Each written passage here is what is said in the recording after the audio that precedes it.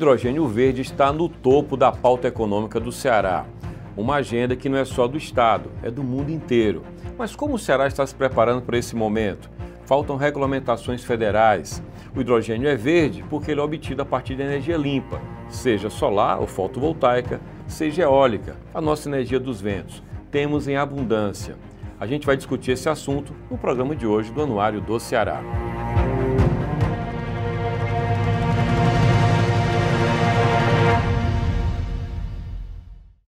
O Brasil entra na disputa internacional pela produção de hidrogênio verde e o Ceará está nessa agenda com diferenciais bem importantes, vantagens competitivas como a localização e a oferta de infraestrutura para o escoamento do H2V no mercado internacional.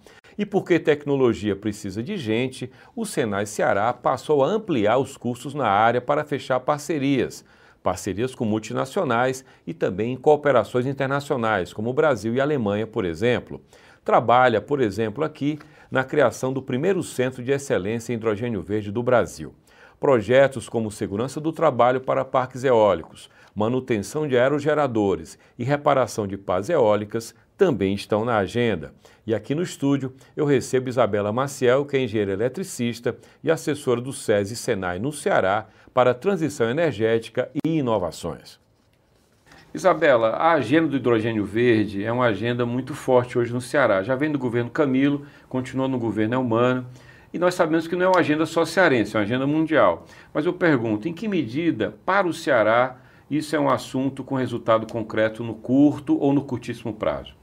Olha, eu diria que para o Ceará, no curto prazo, essa é uma fase onde a gente consegue estudar a viabilidade de desenvolvimento desses projetos, a gente consegue tomar medidas para estruturar essa cadeia de valor para que ela aconteça de uma forma sólida e de uma forma robusta até 2026, que é quando os primeiros projetos devem entrar em operação, conforme o que foi apresentado aí pela Fortescue, que é um dos projetos que está mais avançado. Então, eu diria que no curto prazo, essa cadeia ela está se estruturando. Em 2026 até 2030, ela deve estar se consolidando como uma agenda sólida, com projetos em operação, com consumo efetivado, mundialmente falando, em uma escala global. No Brasil, quem está mais adiantado com essa agenda, Isabela? Olha, no Brasil, acho que é uma decisão que, na verdade, é um conhecimento nacional de que o Ceará vem sendo apontado como o estado de maior interesse das multinacionais interessadas em produzir e exportar o hidrogênio verde. Então, hoje no Ceará nós temos 32 memorandos de entendimento assinados, que representam aí investimentos de mais de 30 bilhões de dólares, um investimento nunca visto antes aqui no estado, e que vai impulsionar toda uma cadeia de valor no estado. Porque quando você fala de produção de hidrogênio verde, você precisa ter energia solar, você precisa ter energia eólica, você precisa ter uma cadeia de suprimento, uma cadeia logística. Então, eu diria que o Ceará é nacionalmente e internacionalmente conhecido como o estado mais favorável para a produção de hidrogênio verde devido a diversos fatores. A gente fala de uma localização estratégica para a produção de energia eólica e solar, e de uma produção que ela se complementa ao longo do dia. Quando eu tenho ali ao meio-dia uma produção que ela é menor de energia solar, eu tenho uma produção maior na verdade o contrário, Quando eu tenho uma redução da energia eólica, eu tenho um incremento da energia solar. Então existe uma complementariedade das fontes energéticas muito favorável para essa produção de um hidrogênio verde, renovável, de baixo carbono, certo? Então, hoje o Ceará tem o Porto do Pecém com toda essa infraestrutura que é muito favorável para a exportação desse produto, desse gás para outros países. Nós temos uma zona de processamento para exportação, que é a única do país, que faz com que tenha certos benefícios fiscais que incentivam essa produção.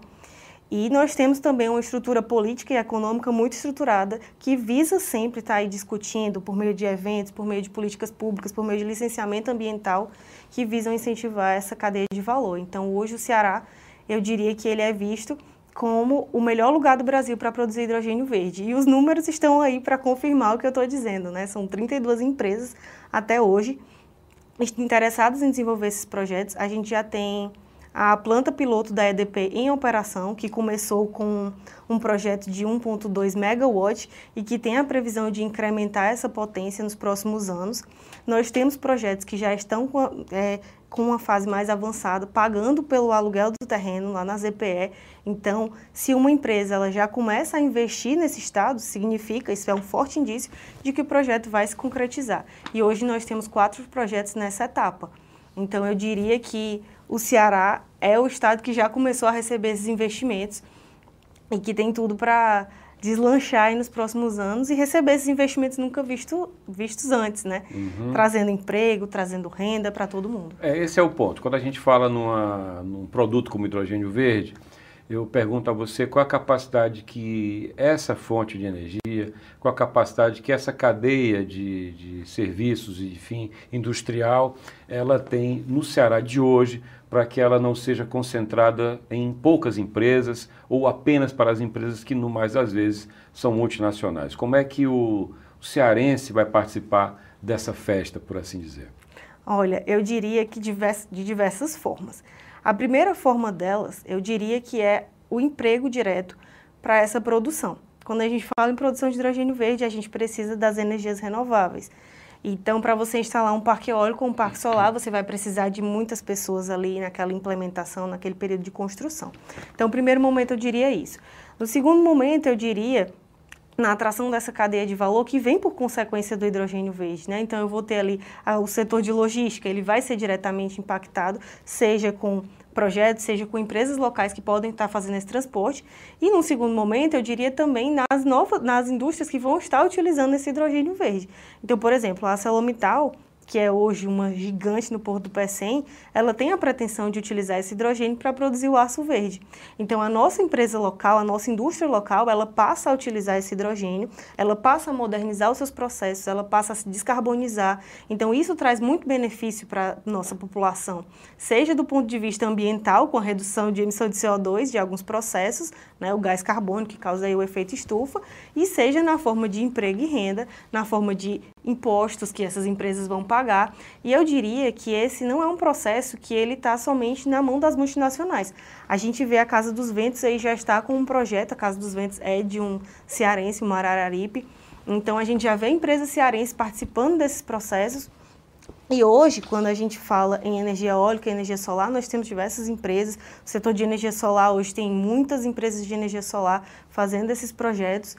Então, é algo que traz benefícios não só para a indústria estrangeira, mas também para a indústria brasileira. Queria que você explicasse didaticamente para o nosso público, que não tem a obrigação de saber na prática como é o hidrogênio verde, como é que é o processo e, naturalmente, por que ele é chamado de verde. Porque ele é obtido, o processo químico do hidrogênio verde é obtido a partir de energia limpa, seja fotovoltaica, solar ou eólica.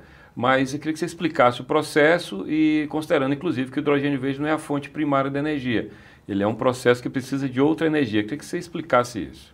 Olha, eu queria primeiro lhe dar os parabéns, porque você conseguiu já explicar de uma forma bem didática do que é o hidrogênio verde.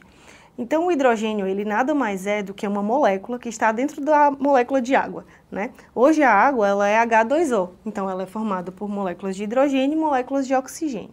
Quando você faz um processo chamado eletrólise da água, a eletrólise ela é você passar uma corrente elétrica nessa molécula de água e aí você consegue separar essas duas moléculas. Então você vai, ao passar uma corrente elétrica, você vai ter hidrogênio e vai ter oxigênio. E o hidrogênio, ele é uma molécula que ela é altamente energética. Então, ele surgiu, a princípio, como uma forma de transportar energia.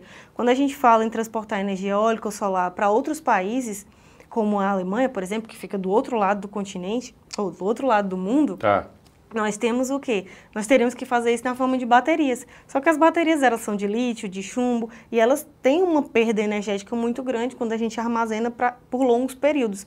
Então, o hidrogênio ele surgiu como uma forma de fazer esse transporte. Você transportaria na forma de gás e você pode aplicar ele comprimido, por exemplo, em veículos, ou você pode utilizar ele aplicando uma célula combustível, por exemplo, sem entrar muito nesses termos técnicos, mas a célula combustível, ela nada mais é do que transformar hidrogênio em energia. E aí você pode aplicar como uma utilização convencional de energia que a gente já conhece. Então, o hidrogênio ele não é uma solução nova, ele é uma solução que vem sendo utilizada há bastante tempo. Ele pode ser utilizado com a combinação de carbono para produzir combustível, né? A gente fala aí de metanol, a gente fala de combustível sustentável para aviação. Então, você pode adicionar outras moléculas e ter combustíveis, você pode comprimir ele e utilizar diretamente em algum processo, você pode queimá-lo, que não é o mais indicado, mas a combustão, ela hoje, você teria uma combustão sem emissão de CO2, e essa é a grande questão de onde vem o verde, né? O hidrogênio verde, baixo carbono, renovável, porque esse termo vem sendo muito discutido atualmente, mas ele é considerado desta forma porque quando produzido a partir de energias renováveis, seja eólica ou solar, por exemplo, você não tem emissão de CO2, de gás carbônico. Então, ele é um processo sustentável e daí vem o verde. Tá.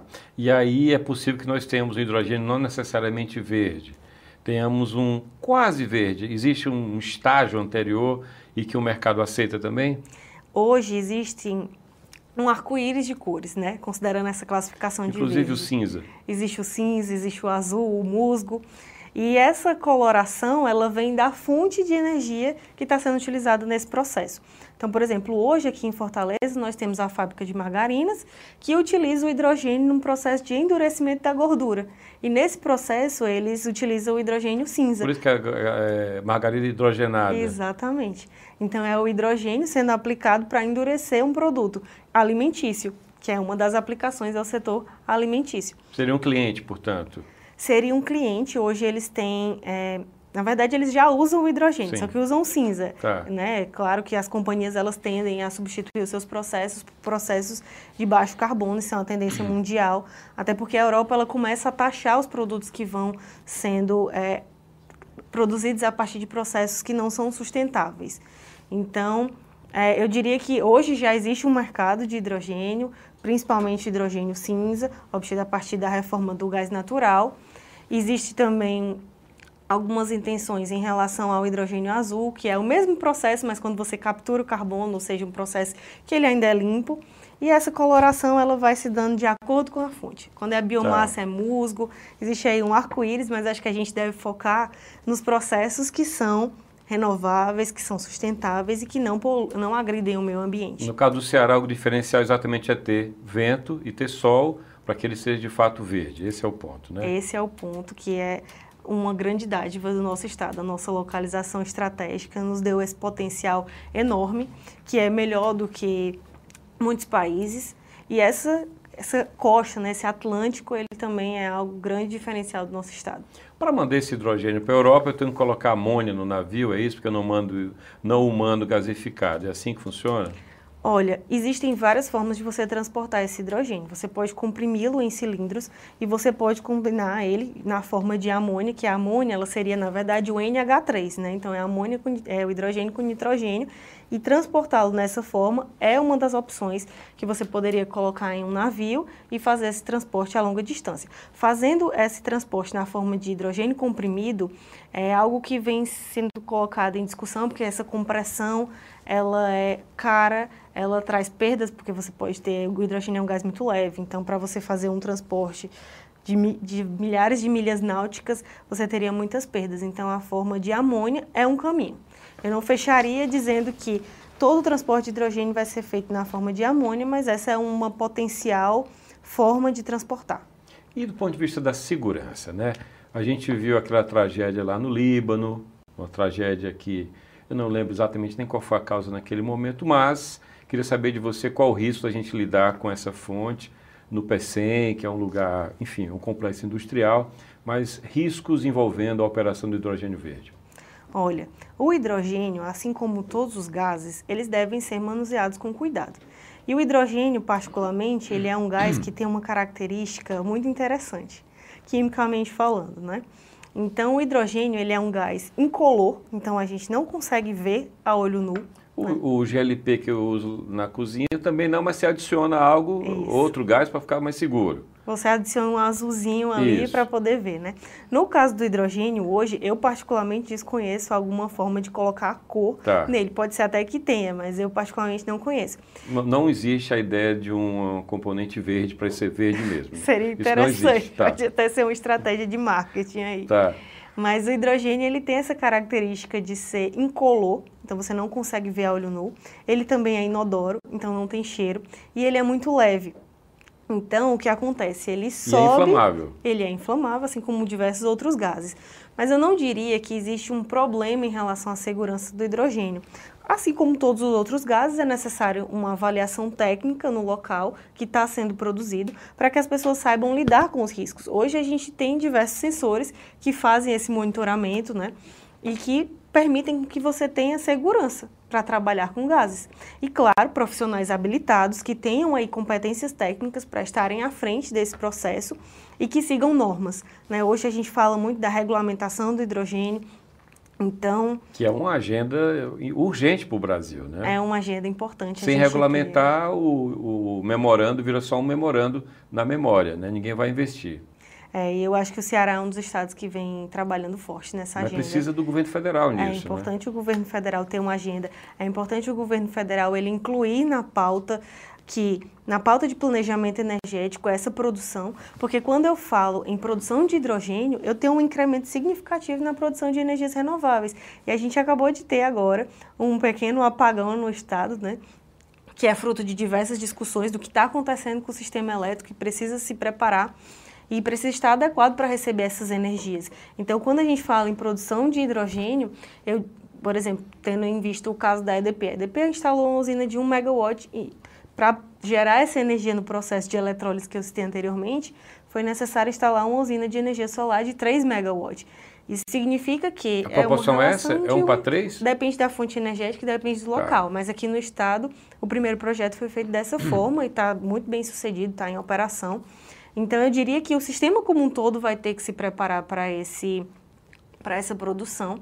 E quando a gente fala de sistemas preparar, a gente precisa incluir isso na pauta federal, precisa estar previsto, linhas de distribuição, linhas de transmissão de energia precisam ser planejadas. Por isso que é muito importante a agenda do governo, né? Seja aí para os primeiros parques terem incentivos fiscais, terem uma segurança jurídica que atrai esses investimentos para cá. E só entrando em um outro ponto em relação à regulação, a gente percebe também que hoje uma das formas mais baratas de produzir hidrogênio verde é utilizando energia eólica offshore. A eólica offshore são os parques de energia que são instalados em alto mar. E para que esse projeto se concretize em alto mar, eu preciso ter uma regulação que permita, via IBAMA, né, essa implantação. Hoje, no Mar do Norte, ali da Europa, já tem diversos projetos, na Ásia já tem projetos de energia eólica em alto mar. E o que a gente percebe no Brasil? O Ceará, ele é o estado que tem mais projetos em fase de licenciamento ambiental no IBAMA, né, que estão ali aguardando a regulação para serem instalados.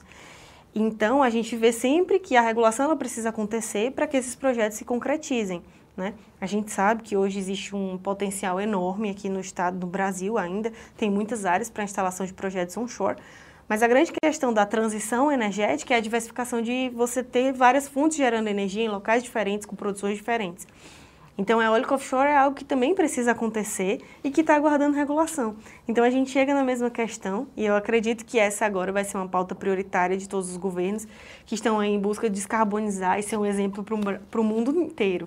Agora, Isabela, tendo tanto terreno ainda para fazer onshore, ou seja, em terra, por que a urgência de fazer offshore? É uma provocação também para você. Deixa eu só... Tá. Ou seja, eu estou falando de um estado que tem muita área ainda, o Ceará inclusive, aí essa pressão para se fazer offshore, inclusive, nem interessa cá para nós, ao investidor onshore, imagino. Olha, os dois projetos, eles devem acontecer, né? Tanto a onshore quanto a offshore.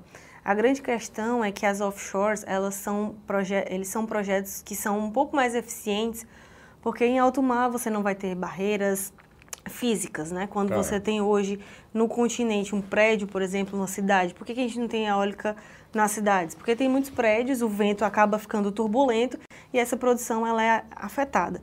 Então, quando a gente vai para um projeto em alto mar, essa eficiência aumenta, o tamanho dos aerogeradores ele também aumenta, e isso faz com que a produção seja maior e o custo acaba sendo reduzido. E tem que fazer o gerador no mesmo lugar onde ela vai ser usada. Ninguém transporta esses aerogeradores de offshore, né? É feito lá perto mesmo, né? O aerogerador ele é feito em terra e ele é levado e feito como uma plataforma de petróleo. Mas normalmente a produção é feita próxima do parque onde vai ser instalado. Isso existe no offshore mais do que no onshore? Pensando no uso de hidrogênio, por exemplo? Sim, por exemplo, também. Olha, o conceito do offshore é o mesmo do onshore, né? O em alto mar é o mesmo conceito do no continente. Você produz e leva por meio de cabos essa energia para utilizar onde você quiser. Coloca na rede de distribuição e utiliza onde você quiser. Em relação, fazendo essa conexão com o hidrogênio, hoje existem estudos já de produzir o hidrogênio em alto mar para que esse consumo seja local, né? Você geraria energia eólica offshore. Isso é um projeto de pesquisa que está sendo desenvolvida na Europa. Você produz a energia eólica offshore em alto mar para já utilizar no eletrolisador para transformar a água do mar ali em hidrogênio. E aí você traria, ao invés de trazer energia, você traria o próprio hidrogênio para o continente. Dessalinizaria a água lá mesmo, é isso? Dessalinizaria a água lá mesmo. É um projeto de pesquisa que vem sendo discutido, lá, que já vem sendo implementado. E para fazer esse processo de eletrólise aqui no Ceará, que água seria usada? Água de reuso, dessalinizada, como é que seria? Hoje existem projetos, o projeto da Utilitas com a CAGES que vem sendo discutido. Ele é um projeto que prevê a utilização de água de reuso. E existem também projetos prevendo aí a utilização de água do mar, com um processo de dessalinização para que essa água seja utilizada na produção de hidrogênio. A gente não pode, em hipótese nenhuma, pegar água potável para produzir energia. Sim. Isso seria inviável. Mas eu acredito que utilizar uma água de reuso, ou então utilizar água do mar dessalinizada, a gente poderia utilizar para fazer esse processo de produção de hidrogênio.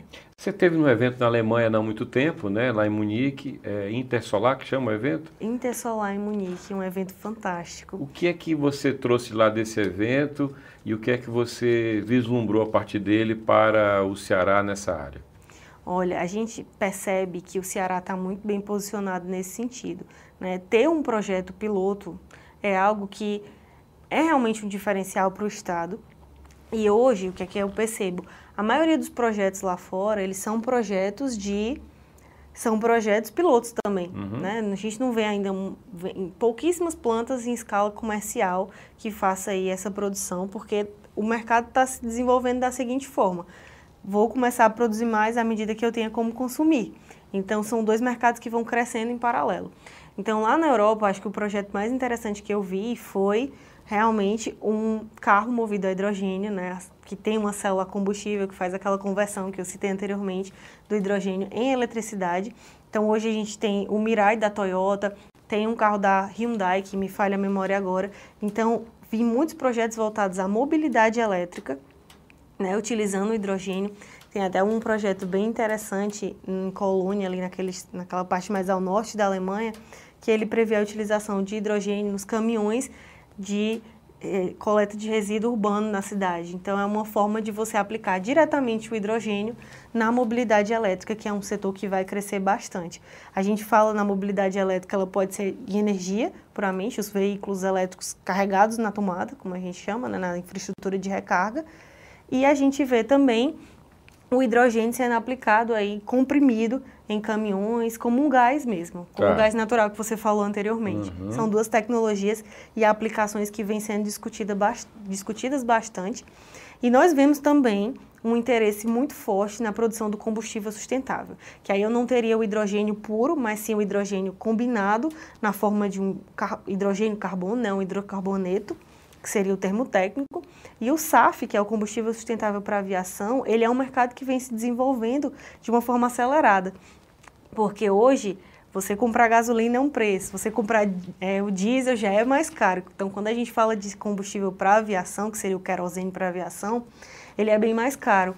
E hoje, as emissões de CO2, né, de gás carbônico, por meio de aviões, elas representam 2% das emissões de CO2 do mundo. Então, não é significativo. Mas aí a gente tem o quê do outro lado? A gente tem um combustível que ele é mais valoroso, né, tem mais valioso, e a gente tem que as emissões elas são feitas a altas altitudes. Então, o que é que acontece? Quando você faz uma emissão de CO2 em 2% lá na atmosfera, isso equivale a um impacto de 6%.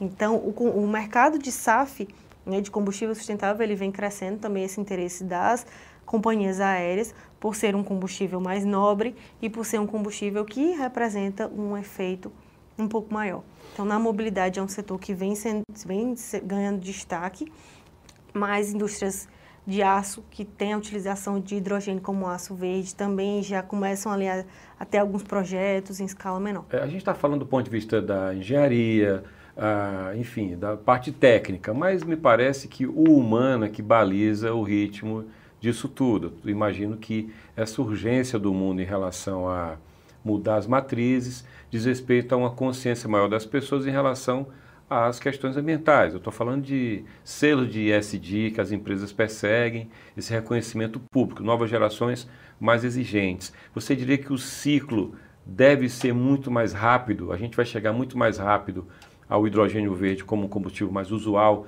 do que demorou, por exemplo, a energia solar, que no Ceará começou um piloto ali no Mucuripe e hoje é o que é? Eu acredito que sim, porque, como eu falei anteriormente, eu acho que a gente sai de uma questão puramente econômica para ir para uma questão ambiental, uma agenda mundial. Então, a gente vê os países se reunindo em conferências do clima, a COP, que vai acontecer agora em novembro em Dubai, a COP 27, que vai acontecer em Dubai, e a gente vê um interesse mundial em relação à pauta ambiental para evitar o que aconteceu agora na Itália, ondas de calor. A gente está aqui no Ceará, a gente sofre menos, né, diria assim, porque a gente já está na onda, né? A gente já está na onda, mas a gente percebe ondas de calor na Itália, a gente percebe tsunamis em outros países. Então, eu diria que tudo isso vai impulsionar a agenda da transição energética mundial. Os setores, eles precisam se descarbonizar, é uma questão de sobrevivência. E é essa questão de sobrevivência que vai impulsionar a agenda da transição energética, e o fator econômico agora ele passa a vir a reboque, né? Ela vai vir ali impulsionada por uma agência ambiental. As empresas, elas estão investindo aí em créditos de carbono, que é outro mercado que vai impulsionar o hidrogênio verde, porque o crédito de carbono nada mais é do que você cobrar as emissões. Você cria um crédito para desestimular o mercado que está ali emitindo o carbono, né? Que está poluindo a atmosfera. Então, é uma agenda que é toda pautada no meio ambiente, na preservação dos oceanos, na preservação das florestas, na preservação do clima. Tá. A gente precisa perceber que realmente a sustentabilidade ela é uma pauta vital, eu diria assim. Isabela, você tem 28 anos, você já tem uma pós na área de energia na Alemanha, você é engenheiro eletricista, né? E eu pergunto, o que é que o estudante universitário cearense ou técnico cearense tem hoje na agulha para ele ter como formação para que ele possa entrar nessa cadeia, para que ele possa compor isso tudo? E, aliás, lembrando, você com 28 anos já com esse currículo, você tem prima não? Tenho pena deles. Olha, eu diria que o que os estudos apontam é que o hidrogênio verde ele não é um assunto 100% novo, ele não requer uma formação 100% nova. Quando a gente começou a discutir os cursos no Senai, nós pensamos, vamos criar um técnico novo em hidrogênio verde. Será que existia realmente a necessidade dessa formação inicial? E nós percebemos, por meio de estudos nacionais e internacionais, com conversas com especialistas, que, na verdade, as profissões que vão ser demandadas por toda essa cadeia de valor vão ser profissões que já existem, profissões de energia voltadas aí para a parte de eletrotécnica, pensando no nível técnico, né? Ou engenharia elétrica, pensando no nível superior, mas profissões voltadas para a área elétrica, mecânica, química, área de logística. E o que a gente vê de diferencial vai ser aquele algo a mais, né? Uma especialização em segurança para hidrogênio, uma especialização em logística, uma especialização em aplicações em veículos. Então, eu diria que as profissões são essas, as que já são base para todos os mercados e que já nos permitem atuar em outras indústrias. E o que as pessoas precisam procurar agora seriam esses cursos complementares que já vêm sendo aí oferecidos, como o mercado está se consolidando. Hoje o Senai ofertou um curso de introdução ao hidrogênio verde para exatamente explicar o que é esse hidrogênio verde. E nós estamos trabalhando no desenvolvimento de um curso prático voltado para a parte de segurança no armazenamento e na distribuição do hidrogênio verde. Então, seria um curso prático que a gente deve lançar aí no segundo semestre. Estou dando aqui a informação em primeira mão. Ou seja, em breve, porque já estamos no segundo semestre. Isso. Vai ser lançado pelo agora Senai. em breve pelo Senai. Nós estamos desenvolvendo esse curso. Como o Senai ele vem trabalhando nessa agenda, e o que a gente enxerga nós precisamos aumentar o número de profissionais no setor de energias renováveis, que é um setor que já está consolidado aqui no estado. A gente hoje é o 4º do país em relação ao número de parques eólicos. Com esse hidrogênio verde, isso vai ser impulsionado. Nós temos 98 parques e a previsão é que cresça cada vez mais. Então, enquanto Senai, enquanto instituição de ensino, a nossa visão é formar mais profissionais na área de energia solar e mais profissionais na área de energia eólica e, posteriormente, lançando esses cursos de hidrogênio verde. Então, hoje o Senai está partindo de qual estratégia? Nós firmamos parcerias internacionais para formar essas pessoas. A Alemanha está nessa parceria, a GIZ, é isso? Sim, a Agência de Cooperação Alemã é a nossa grande parceira. Nós estamos no projeto H2 Brasil, que é um projeto do Ministério da Economia alemão, em parceria com o Ministério Brasileiro, Ministério da Economia, e tem outra parceria com o Ministério da Educação. E nós estamos montando agora o primeiro laboratório didático, técnico mesmo didático, onde a pessoa consegue entender o processo da eletrólise, o processo de transformação do hidrogênio em eletricidade utilizando uma célula combustível. Esse projeto está sendo um investimento de 1,7 milhões de reais em equipamentos, quase 2 milhões de reais em equipamentos, nos nossos laboratórios, exatamente para que esse mercado consiga se consolidar com profissionais. E essas bancadas didáticas, elas estão sendo importadas diretamente da Alemanha, tecnologia de ponta, para a gente formar esses profissionais. Por isso que eu disse que vai ser lançado em breve, nós estamos aguardando essa importação. Na área de energia solar, hoje o Senai ele já tem uma quantidade de laboratórios fantástica. A gente tem cursos desde o projeto de sistemas de energias fotovoltaicas, que é o nosso de dimensionamento de sistemas fotovoltaicos. Nós temos curso voltado para a instalação de sistemas fotovoltaicos. E nós temos também o curso de comissionamento, que é voltado aí para a instalação ou para a manutenção desses processos. Eu teria muito mais questões a fazer, por exemplo, saber em que medida o Brasil vai conseguir ter sua tecnologia brasileira e não trazer, gerando balanço de pagamentos ruim, enfim, tem muita pauta para conversar. Infelizmente o tempo acabou, agradeço muito a sua vinda, agradeço muito tirar tanta dúvida e esclarecer em que pé a gente está com o hidrogênio verde. Muito obrigado. Eu que agradeço o convite e deixo aqui em aberto um convite para você conhecer mais o Senai, visitar, ver tudo que está sendo desenvolvido nessa área de capacitação profissional. E é sempre uma pauta muito importante. Muito obrigada. Muito obrigado a você. E chegamos ao final de mais um programa do especial Anuário do Ceará 2023-2024. Você pode ler o anuário na versão impressa em uma edição luxuosa de 680 páginas e 14 capítulos. Você também pode seguir o anuário nas redes sociais. No Instagram, Anuário do Ceará. No X ou no Twitter, como queira, Anuário do CE ou Anuário Doce. Este e outros episódios do programa você assiste no YouTube da Fundação Demócrito Rocha e também no formato de podcast na sua plataforma de áudio preferida. É só buscar por Anuário do Ceará. Obrigado, tchau, tchau.